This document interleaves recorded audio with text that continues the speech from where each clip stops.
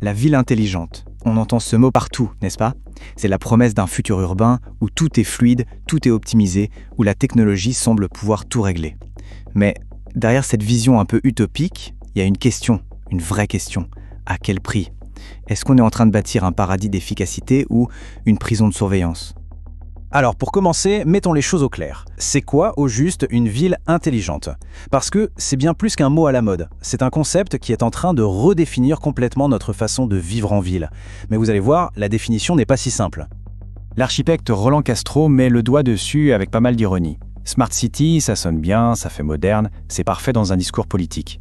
Mais au-delà de l'effet d'annonce, qu'est-ce qui se cache vraiment derrière? C'est justement ça qu'on va décortiquer ensemble.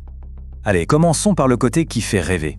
La grande promesse de la ville intelligente, c'est celle d'une métropole qui tourne comme une horloge, où chaque ressource est gérée au millimètre près pour le bien de tous. Bon, voilà la définition un peu formelle.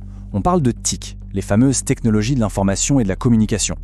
En gros, l'idée, c'est d'utiliser tout un tas de capteurs, de caméras, de données, bref, de l'intelligence artificielle, pour rendre la ville plus efficace et plus durable. Et c'est un enjeu énorme quand on sait que d'ici 2050, près de 70% de l'humanité vivra en ville. Au fond, l'idée c'est quoi? C'est d'améliorer très concrètement la qualité de vie. Imaginez un peu, moins de temps perdu dans les bouchons, une consommation d'énergie plus juste, des services publics qui répondent plus vite à nos besoins. Voilà la promesse. Prenons un exemple tout bête, mais très parlant, la gestion des poubelles. C'est simple, un capteur dans la poubelle dit « Coucou, je suis pleine ».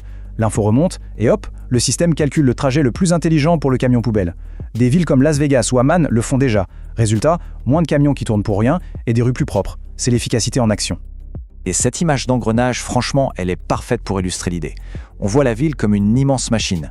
La technologie, c'est l'huile qui permet à tous les rouages, les transports, l'énergie, la sécurité, de fonctionner ensemble, sans friction. Et attention, derrière cette vision, il y a de l'argent. Beaucoup d'argent. Le marché des technologies pour les villes intelligentes s'est estimé à 2000 milliards de dollars par an d'ici 2030. Non, ce n'est pas de la science-fiction, c'est une véritable lame de fond économique. Mais voilà, c'est là que le récit change un peu de ton. Pour avoir cette ville si pratique, si fluide, quelles informations est-ce qu'on doit donner? Qui les collecte? Qui les contrôle? Est-ce que cette commodité a un coût caché? On entre maintenant dans la phase un peu plus inquiétante de la ville intelligente, le moment où l'optimisation risque de devenir du contrôle et où la collecte massive de données ouvre la porte à une surveillance généralisée. Ce chiffre, 70%, il est glaçant. Il vient de certaines directives gouvernementales en Chine pour la reconnaissance faciale.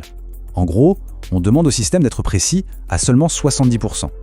Qu'est-ce que ça veut dire? Ça veut dire que le système est conçu dès le départ pour faire des erreurs, pour se tromper, ce qui garantit des fausses détections et des erreurs d'identification. Et il ne faut pas croire que cette inquiétude est juste un truc d'occidentaux. Non, une enquête menée en Chine a montré que près de 80% des habitants s'inquiètent pour la sécurité de leurs données.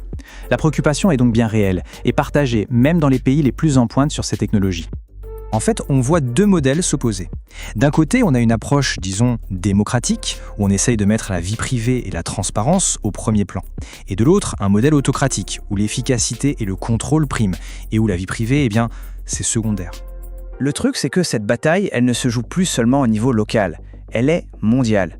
Des normes techniques sont en train d'être écrites, notamment à l'ONU, et ces technologies sont exportées partout. La vraie question, ce n'est plus seulement la technologie elle-même, mais la gouvernance. Qui fixe les règles du jeu? L'exemple de Toronto est parfait pour ça. C'était un projet immense mené par une filiale de Google. Sur le papier, c'était le futur. Sauf que le manque total de transparence sur l'utilisation des données des habitants a provoqué une véritable levée de bouclier. Et le projet a été abandonné.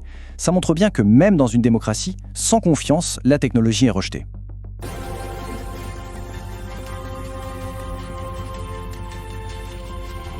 Alors, est-ce qu'on est condamné à choisir entre une ville un peu archaïque et une ville Big Brother? Heureusement, non. Il y a une troisième voie qui se dessine. Une ville qui utilise la technologie, bien sûr, mais qui le fait en mettant toujours l'humain au centre de tout. Et en fait, la recette, elle tient en quelques points essentiels. Il ne s'agit pas de dire non à la technologie, mais de la réorienter. Partir des vrais besoins des gens, les faire participer aux décisions, et surtout, garantir une transparence totale sur ce qui est fait. L'un des outils les plus puissants pour y arriver, c'est ce qu'on appelle l'open data, les données ouvertes. Le principe est très simple, la ville collecte des données et elle les rend publiques et accessibles à tout le monde de manière anonyme, bien sûr. Ça crée un vrai cercle vertueux. Et ça, ce n'est pas juste de la théorie. Écoutez ce que dit Michael Sherwood de la ville de Las Vegas. Ils publient leurs données pour que les gens puissent vérifier ce que fait la mairie, mais aussi pour qu'ils puissent s'en servir pour créer de nouvelles applications, de nouveaux services. C'est toute une économie qui peut naître de cette transparence. Donc on le voit, la clé de tout, c'est vraiment cet équilibre. On a besoin de l'innovation qui vient des entreprises privées, mais elle doit être encadrée par une vision et un contrôle public très forts. Le but, c'est d'avancer ensemble, sans jamais risquer ce que certains appellent la privatisation de la ville. Finalement, la question nous est posée à tous. La ville intelligente, ce n'est pas une fatalité technologique qui va nous tomber dessus, c'est un vrai projet de société. Et le débat ne fait que commencer. C'est à nous tous de décider de l'avenir qu'on a envie de construire. Appuyez sur le bouton s'abonner.